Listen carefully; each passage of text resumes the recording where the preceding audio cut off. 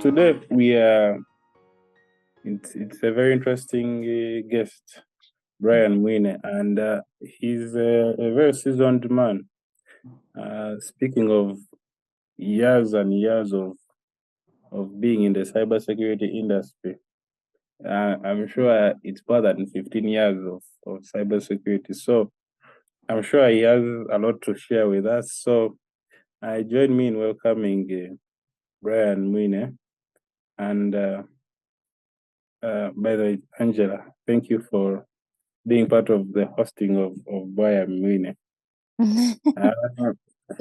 I was trying to look for the proper words, but yeah, at least that came out. As long as it works.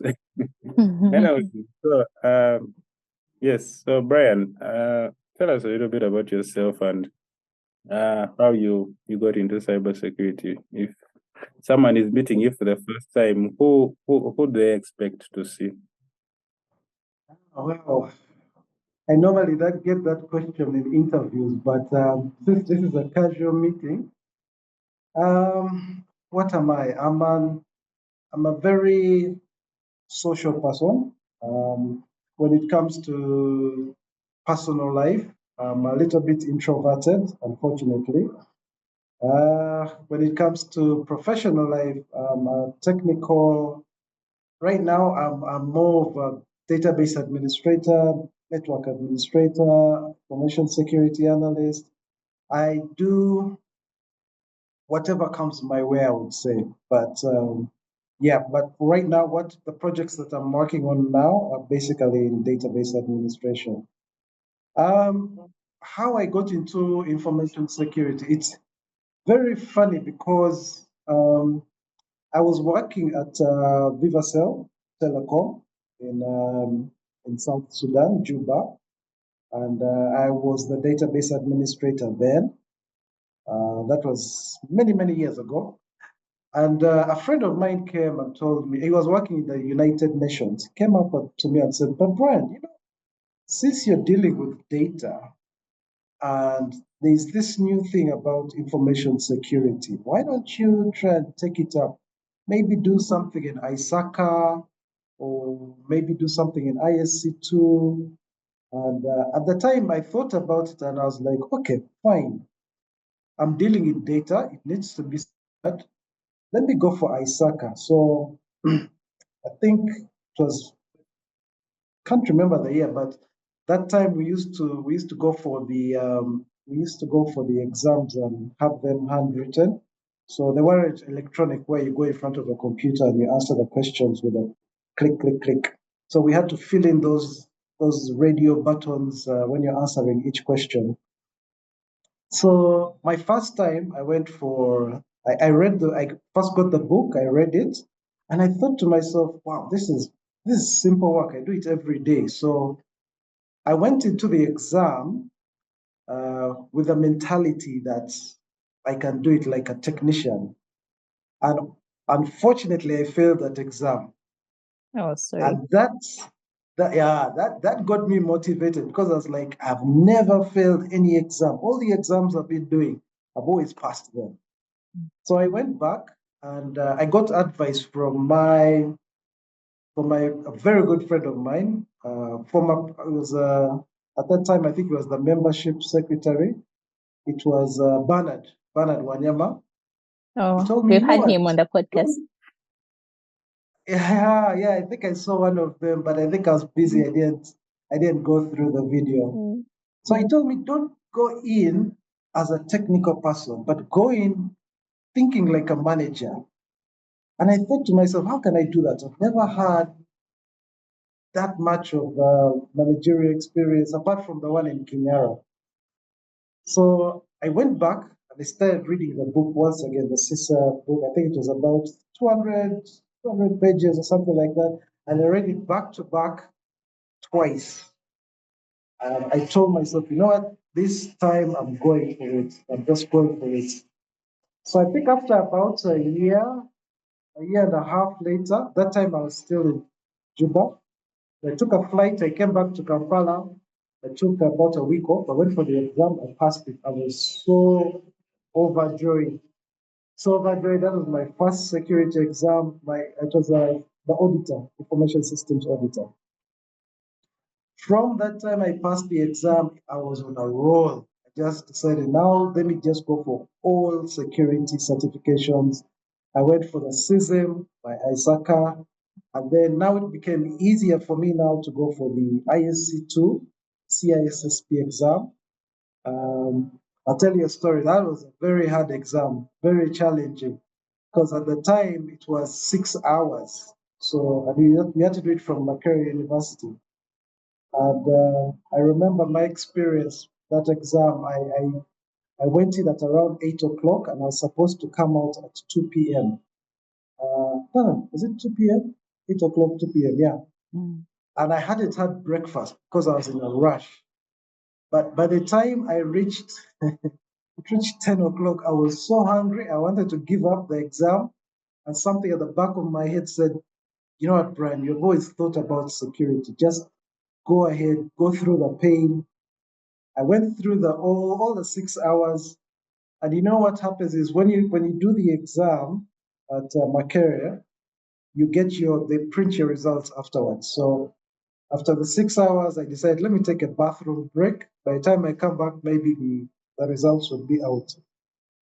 When they gave me my results, I was so overjoyed. I was so happy. All the hunger just disappeared. I told myself, that's it, I've done it. I was so happy because the stories I had were that people just can't pass the CISSP exam. And so that even gave me more morale, more enthusiasm to go into the information and cybersecurity realm. So from that time, I think it's been a roller coaster ride for me. Then I picked up cloud technologies. I'm actually thinking of doing the cloud security certification very soon. Yeah, so that's me. That's pretty much my journey.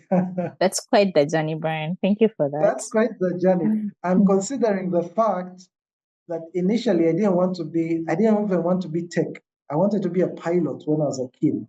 And my dad insisted that I should go for engineering, computer engineering. So it's amazing how life turns around, yeah? And fate gets hold of you. Yes. So it's really interesting, yeah. That's true. And I'm curious to know, at what point did you get into tech? You see, Josephine told us for her, she got into tech when they were programming mainframes. At what point were people using floppies? What point did you get into tech? Wow, that's first of all, I wasn't interested in computers at all. So after A level, after doing my PCM, I think I did PCM stroke F. F was French. I in my head I knew I'm doing something else apart from computers. So I had a place in Makerere. I got a place to do architecture, and my dad told me, "You're not going to do architecture. You're going to do computer engineering." Now, I had never touched a computer. I had never logged on. It was just a new world for me. So I go into the classroom. This was at the University of Leeds, and I'm in the middle of white people. These guys have been in computers ever since they were kids. They were born, yes. Ever since they were born. So I'm sitting in the lab. I don't know what a username is. I don't know what a password is. And, I had to start from scratch. It was You don't even really know the QWERTY keyboard. I had no idea. I was typing like using an old one man. hand, one finger. I was typing like an old man. And my first 6 months were I struggled. The class was going ahead of me when it comes to, we were doing C++. So the rest of the class was going ahead of me because they were familiar with computers. I had to do the basics in 6 months. So it was really gruesome for me. But I think after the first year, I got a hang of it, and then I started catching up in classes. I pretty much had no student life. My first 1.5 years, I had no student. I was always in the lab, trying to catch up. So it was really tough for me. Those days, we had the floppies. Yeah, yeah. I don't know if they're still Interesting. there. There were floppies. Then we moved on to CDs. Then, oh man, mainframe. Yeah, I remember all that. Mm. It was quite Interesting. exciting. Yeah, very interesting. And when you look at the technology today, I mean, the machines, what the processing power that the machines those days, the days that the mainframes were existent, is the same thing that's on an iPhone. And you Yes. think about how The technology has really evolution. transformed. Yeah, Yes. it's really interesting. Interesting, because you moved from a floppy, now you're a cloud architect. Must be really You know, the you evolution don't even journey. know where A you're huge, storing. it's a huge You don't know where you're difference. storing your data. And Sorry? in terms to this, the amount of storage is really huge compared to what you had initially. Ah, you And know, a floppy and those days used to have 500 MB. It was a plastic thing like this, and that now you have storage with 500 MB with a floppy. But now, I mean, we're talking tera. We're talking, Mm, an external drive amazing. with a tera Tera- GB, a That's terabyte. So quite a jump. so interesting. when it comes to the aspect of budgeting, because now we are looking at systems Mm, which are costing millions and millions, and setting mm. them up is actually not so easy. So, how do you usually manage budgets? Because right away from the time you were at Kijara, yeah, handling Mm, huge sums of dollars in terms of coming up with a budget, and how do you mm, usually approach things? mm. Well, I think the dynamics have changed. If you're going to compare, for example, the experience I had in Kenyara, I mean, Kenyara, we're talking about hardware, we're talking about machines, IBM machines, huge, big machines, which you had to budget for, and we had to take care of them because they were in server rooms, our local server rooms. You had to budget for them, you had to budget just in case the the disks fail or any of the components fail, and you have to think of having a spare at the side just in case if anything goes down. At least you have something to you have a spare somewhere to replace it. And the anticipation, the projections were really tough at the time because you don't know where you're going to get the spare part from. Maybe but you don't know how long it's going to take for you to get it, or how long it will be shipped on premise. But now it's different. I mean, if you think about it, with cloud computing, most of the budgeting that you have to do is online. I mean, you come up with a system and you Mm, say, right, I would like these components, that component, I would like that storage, I would like that much of compute, I'd like that much of vCPUs, and it's all there for you. You make the order online and you make the payment maybe with a credit card mm, or mm, debit card. And there in a flash, within an hour, you have everything. Back in the day, you had to go and talk to the finance talk to the finance manager, and who was very difficult to let go of that money. mm, And you explain to him that, you know what, I need these hard disks. I've run out of hard disks. I need them. And sometimes he can even ask you, but why do we need all that technology? The mm, mentality about technology back in the day was not as much appreciated as it is now, because mm, technology these days is business. It drives business, most mm, businesses, I would believe. So yeah, the budgeting style has changed. The other back in the day, it wasn't that elastic. Now it's elastic. I mean, you can change your budget. You can have resources that you want to work with, and the good thing now, with say like the cloud, if you don't have anything on premise, with the cloud, you can say, I'm going to use this resource for 8 hours a day. So it's pay as you go. So you can charge you for 8 hours, then you switch off the service, and the other 16 hours, you're not paying anything. So it gets easier that way for you to budget and costs. Maybe you have to manage the costs as well. Think about how to manage it, because there are pros and cons behind that, maybe which I'll explain a bit later on. But the dynamics have definitely changed from back in the day of having on-prem servers, and yeah. But surprisingly, there are some institutions that are very sensitive, need their data on site. For example, military institutions,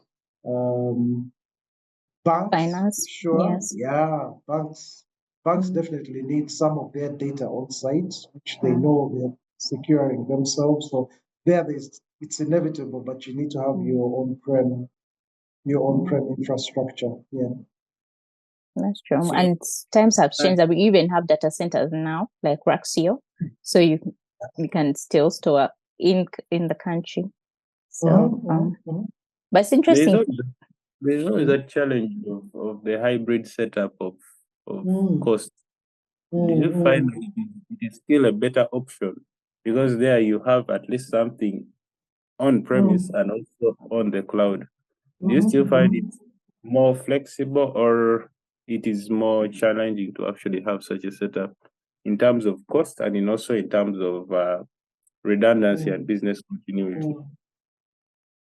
In my opinion, I believe it depends on the business. I mean, if you are prioritizing your data and you have if you have your data classification, that you find out that whatever data you need needs to actually stay on-prem and some of it can go in the cloud, you can manage the risks as well. So if you say I can have some of the data in the cloud, store it elsewhere, and I can manage the risk, I can accept the risk, then yeah, it's a good thing to do. Go with the hybrid.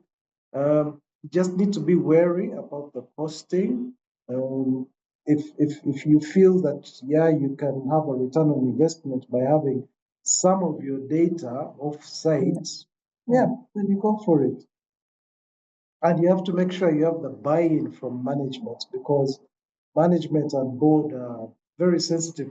Becomes a very sensitive issue when you talk about having your data off your jurisdiction. So. And as a cloud engineer now, what are the core principles of cloud security, and how do they differ from the traditional on-premise security? Well, with on-premise security, it's much easier, yeah.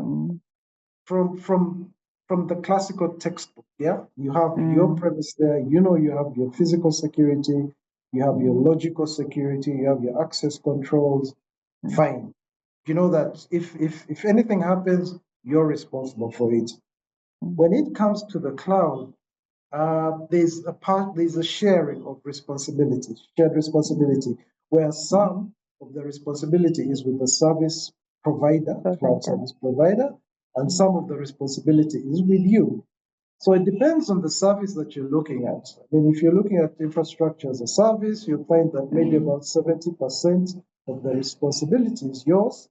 The other 25 might be for the service provider. Now, with cloud computing, like when you're choosing your availability zone or where you want your data to be stored, you've never visited that site. You're just choosing it online from a GUI. So maybe you're choosing Frankfurt or you're choosing South Africa. Remember, you haven't been to that site. So you don't know what the physical security is like. You don't know whether there are floods there, whether you don't know. Yeah. So you're basically trusting them with the area of physical security. So it's a win-win-win game there, sort of. But then now again, the other responsibility is yours, because now it is you to set it up. You have to set up the access controls. You need to set up the security. You need to know who can access what, when they can access it, and how. So all of those artifacts, all of those principles need to come together, and it needs to be well thought out. It's because now you're now putting data in someone else's premise. So there's so many things that you need to tie up together, just to make sure that your data is actually safe. And then there's also the thing with data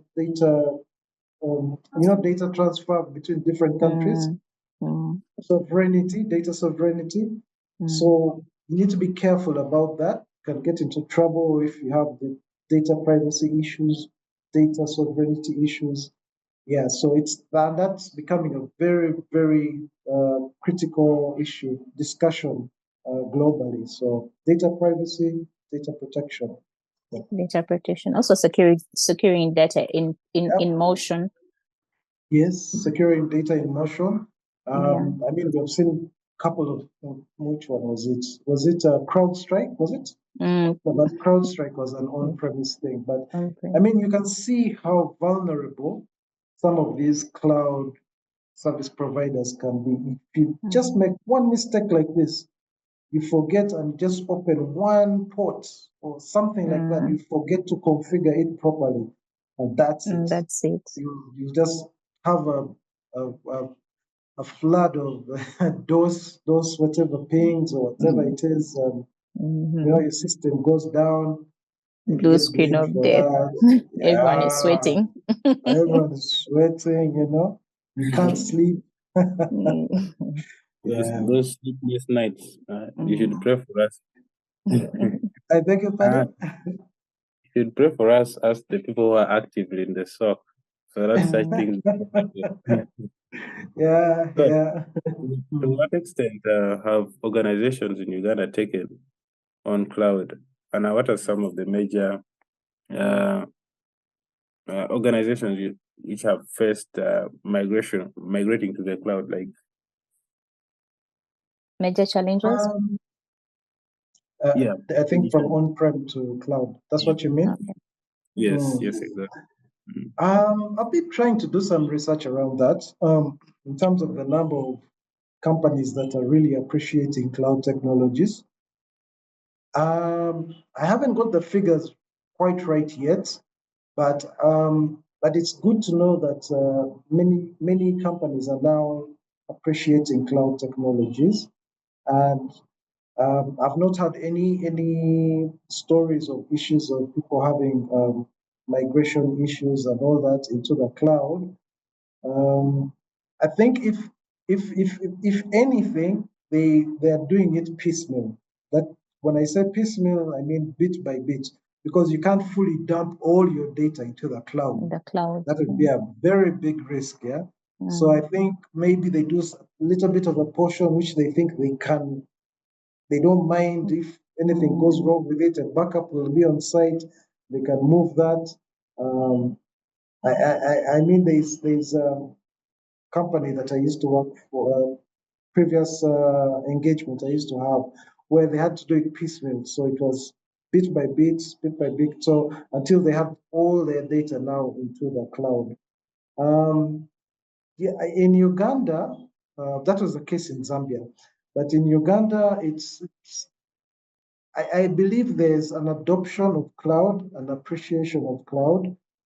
To find out the figures on how many companies actually migrating to the cloud. We are trying to come up with, in order to get such statistics, we are trying to come up with a community. Some communities, I know there's a Google community that is very prevalent. We're trying to come up with an Amazon community as well. Takes its time, I mean, for people to actually appreciate it. But I think it's because of the way people are now beginning to accept the cloud. If you tell me in 3 years' time, I think we can get those statistics fully and published, like knowing that so and so is in the cloud, so and so is in the cloud. But it also, remember, it depends on the sensitivity of your data. You don't want to let everyone know that. Everyone know this is. Yeah. That's true. That also puts me poses this question of there are different vendors, and definitely with these different vendors there are different types of setups. So you find an organization switching from, like, let's say AWS to Google Cloud to which other ones?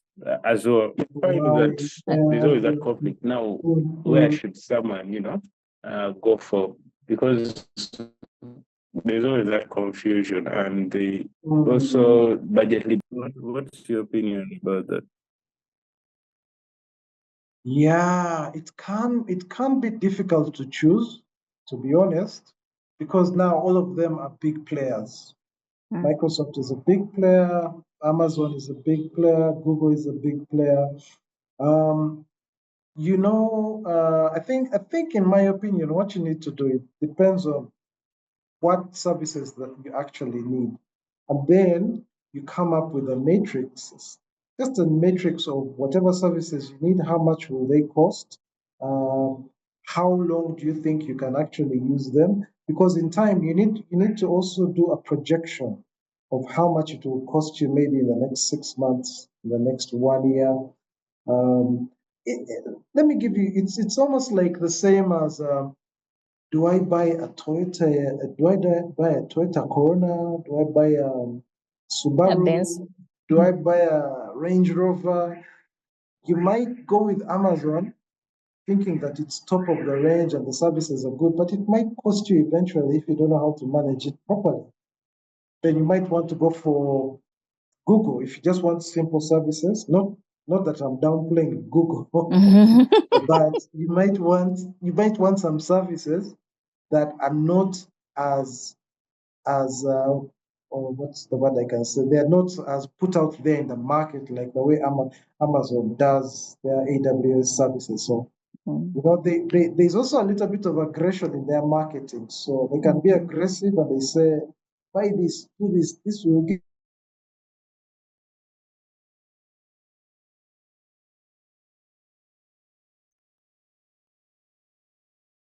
this to you for free. You need to be careful in that. A lot of budgeting is involved.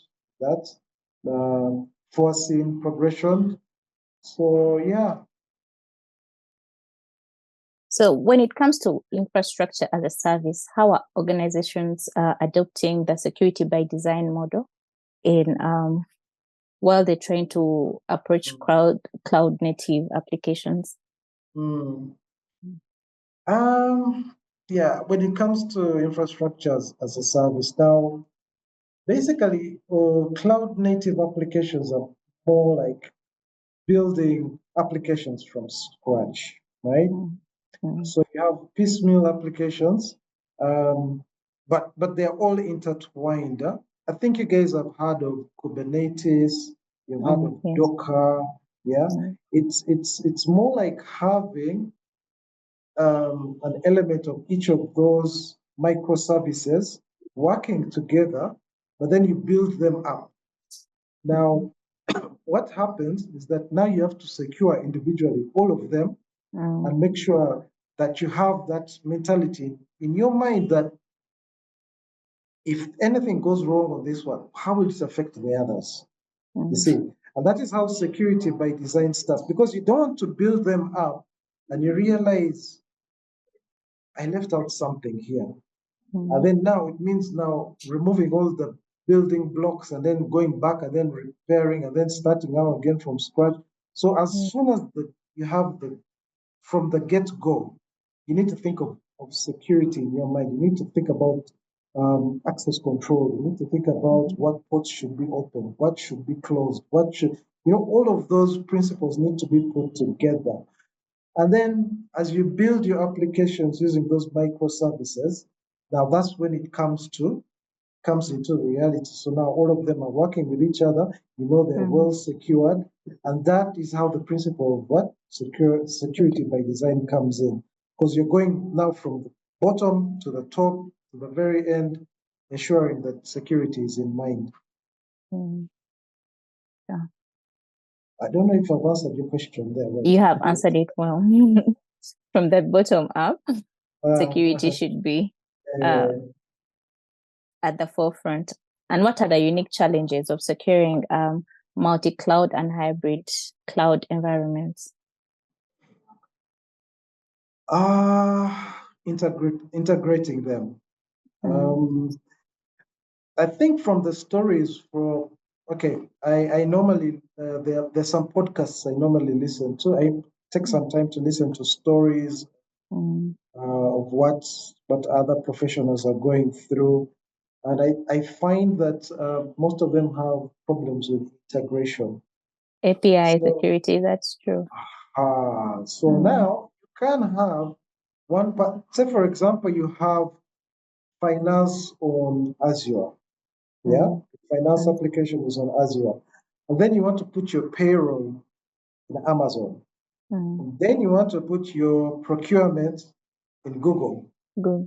That integration is not very seamless because you can find that one of the products, or maybe Microsoft, or one of the products for Amazon, don't really talk to each other that well.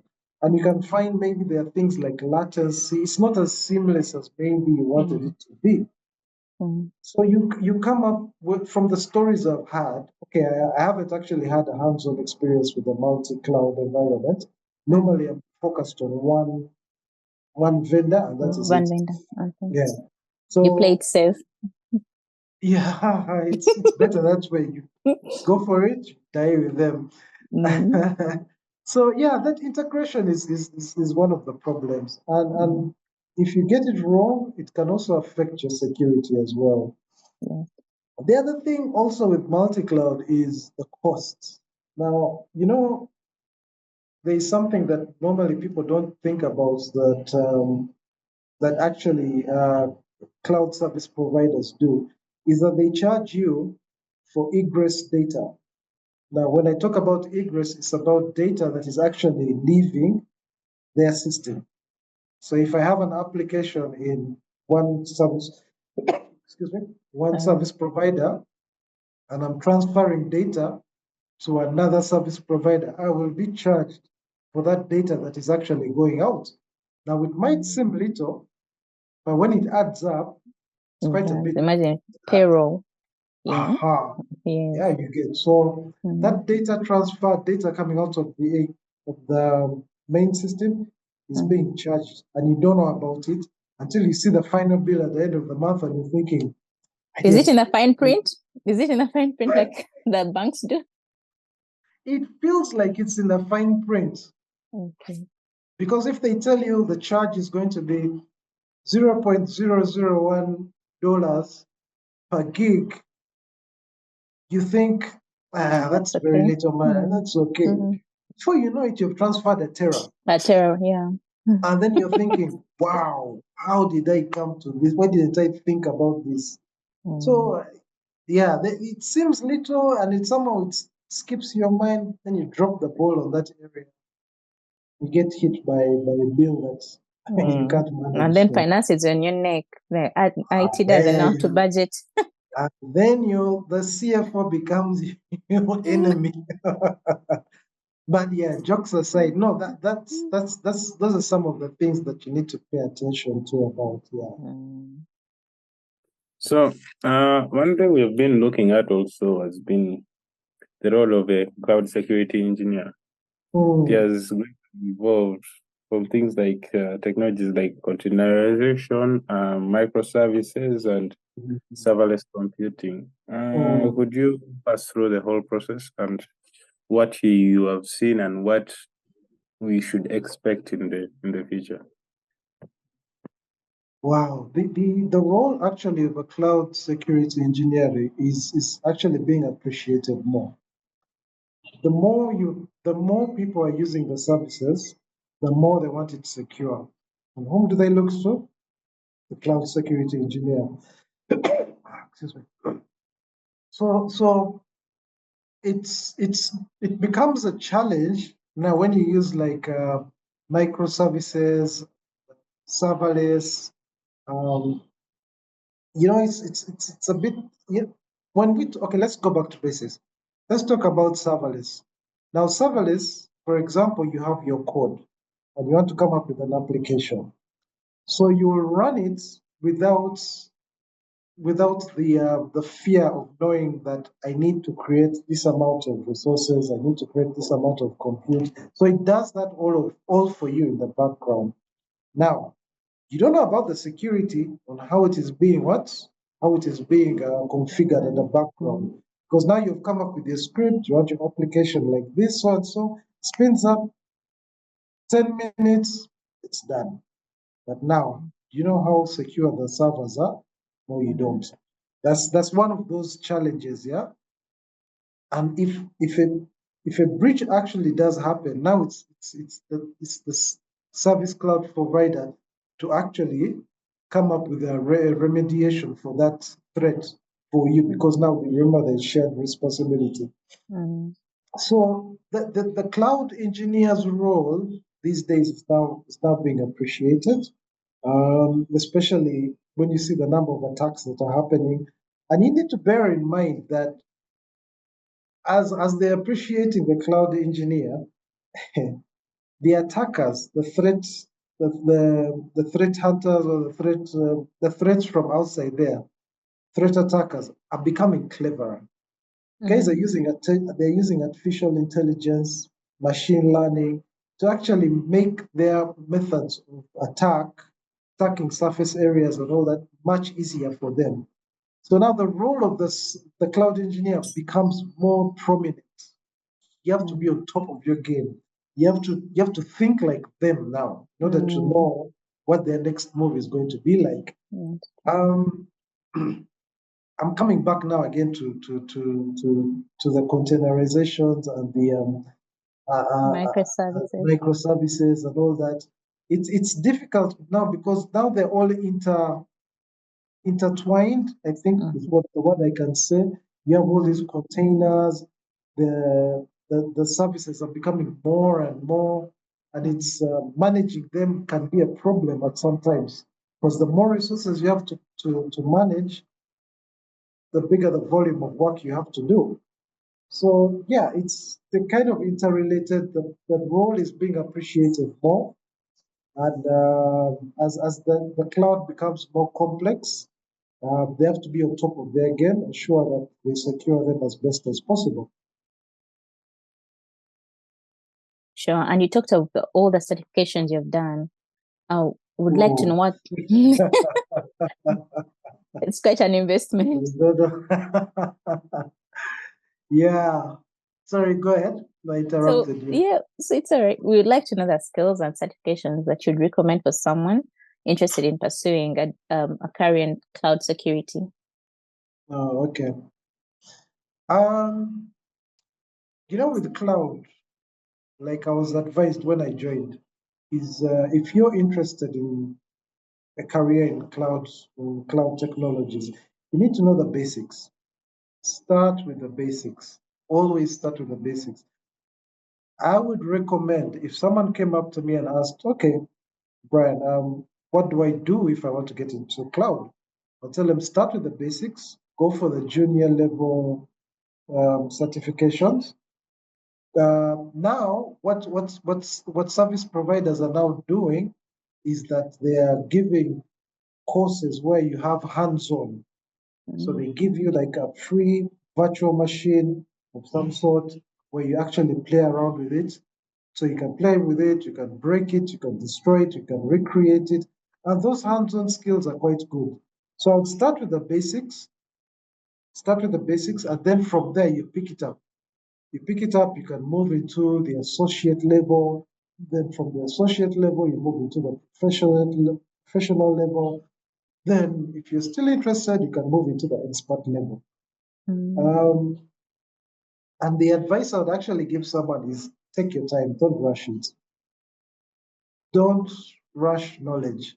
Because one thing is if you rush it, you're going to forget something that you learned about 2 months ago. So it's better to get the knowledge right now, here, and then understand what they're saying, maybe in books, in the communities, have a hands-on. Now, I mean, it's easy now. There are platforms where you can actually go and play around with VMs and all that stuff.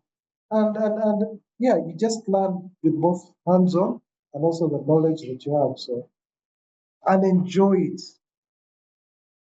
Don't do something you don't enjoy. That's true.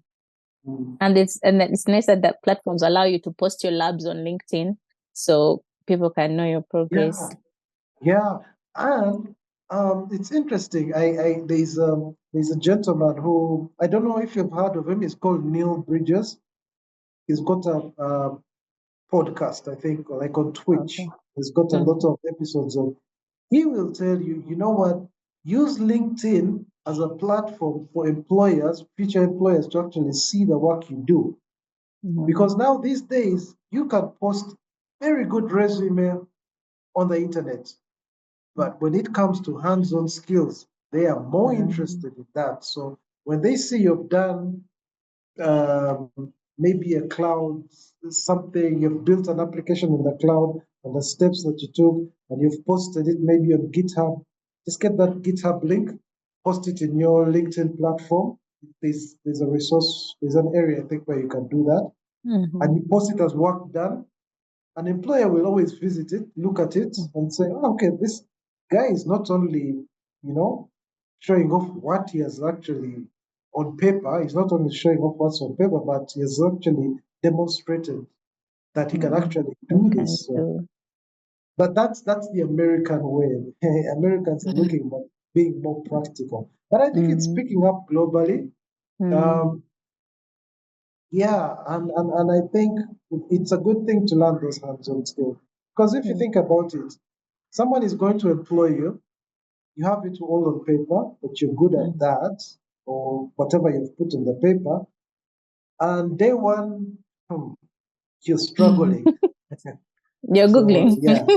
We all You're Google Googling. You're Googling, yeah. So it's good to have those hands-on skills as well, my opinion. That's interesting.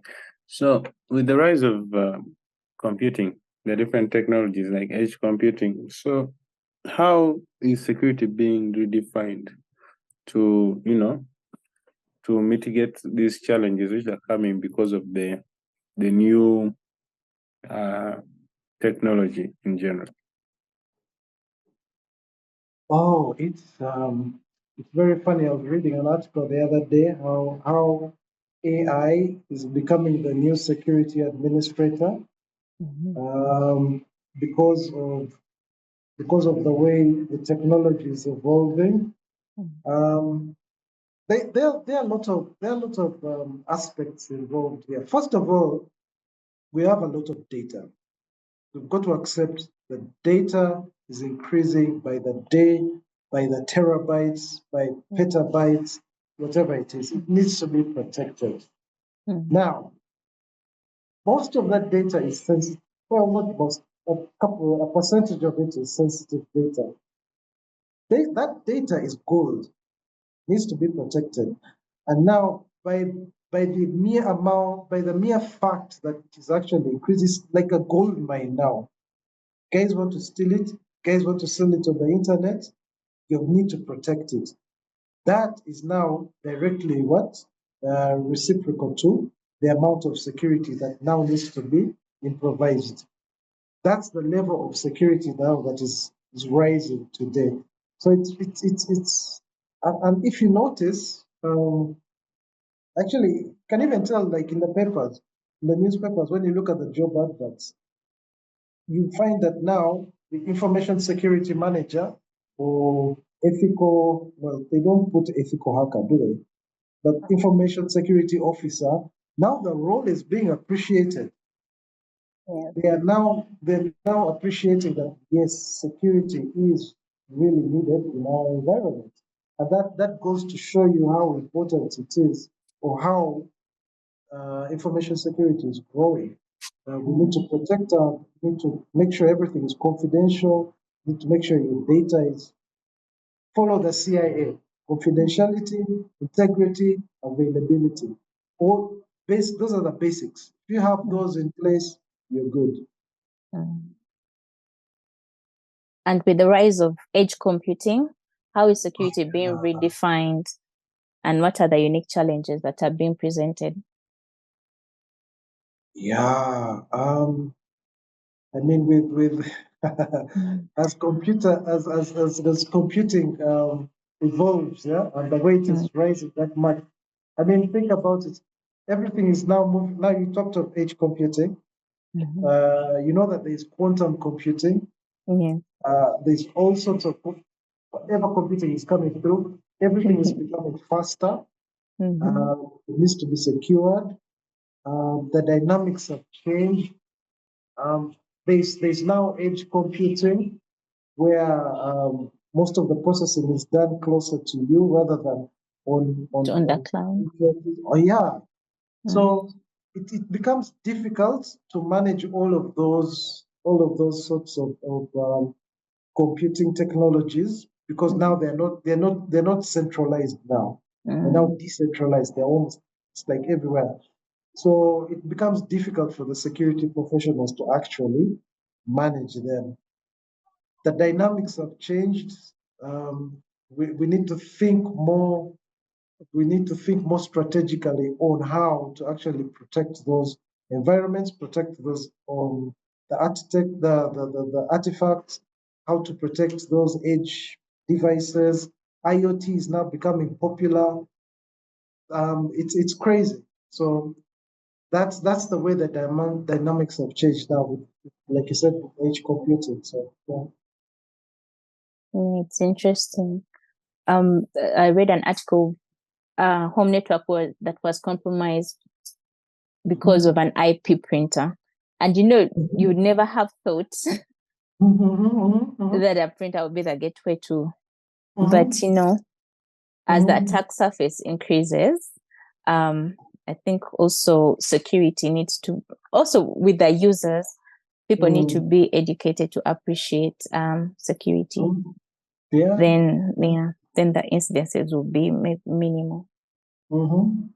I don't know if this is just maybe off the topic, but you guys should watch Robot, the series. Okay. Yeah, that own, will give you own topic. that will give you a good vision on what security is like and how hacking is all about. It might be a movie.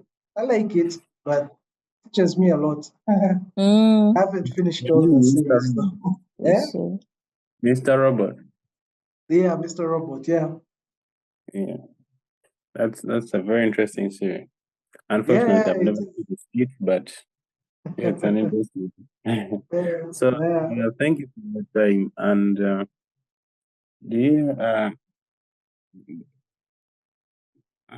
I'm trying to look forward to say if you have some big lessons you have learned in your career in the cloud security engineering role, which you can share with someone either in the field of cybersecurity or someone trying to join your particular role in general.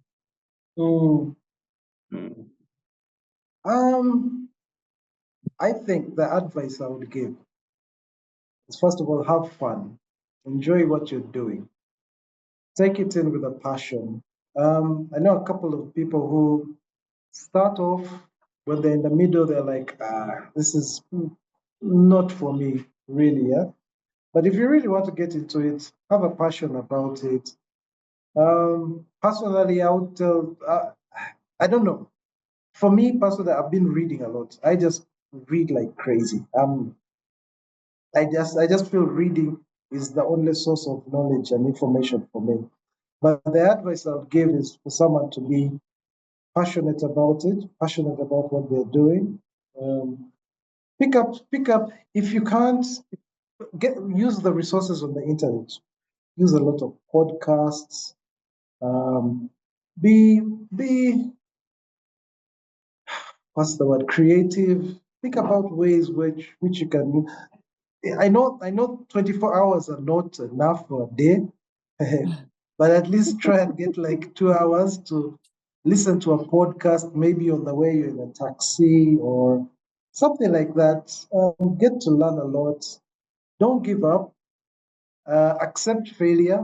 Failure is part of growing. I have failed. Oh, I have failed so many times. So many times. I can't count them. But failure is part of growth. Don't give up. You fail once, get back up, continue. Fail another time, forget about it, continue. Failure is part of life and it helps you grow. And just embrace technology. Embrace it as much as you can. Get to learn it, whatever you can, whatever technology can do, and be curious. I know that's a lot, but that's what I normally It's tell interesting. people. It's interesting that you said embrace technology because it's not going away. I was talking to a friend of mine It is who not. It is not. I mean, it's if you look at my career path, I started off as a database administrator. Then I went to becoming a network administrator in the same company. Then a database administrator and an information security analyst. Then I kind of embrace any emerging technology, any technology that I hear about. I'm on board. I just want to know what's it like. you just stayed So agile. just be curious, yeah. Being curious, do the best you can. If you don't like it, don't do it. If you find it interesting, go for it. Yes, and Steve Jobs said, "Stay curious, stay foolish." Yeah. So you can keep learning. Yeah. Yeah. So thank you very much, Brian, for the information. Still consuming information. I'm trying to be more curious. Yeah. Thank you so much for your time. You're welcome. Oh yeah, and thank you for having me. I've always wanted to be on this podcast, but somehow life just says no. No. Time when you think about whenever you plan something for one day, life just says no. You're called somewhere, or now like the other day, traffic jam. It was crazy. Yeah. So, but I had to honor this. I really had to honor this moment. I'm very glad I've been on your podcast, Cyber Weekly. It's a very interesting one. I haven't watched all the shows, but I intend to catch up with time. Thank you so much for having me. Thank you. Thank you for your time. You're welcome. Yeah. So for the rest of us, check out other episodes of the show. We are clocking 50. Actually, this episode is 47. So we are about to clock 50 actually this month. So stay tuned. We'll be having something special for that 50th episode. Other than that, I'll see you on the next episode.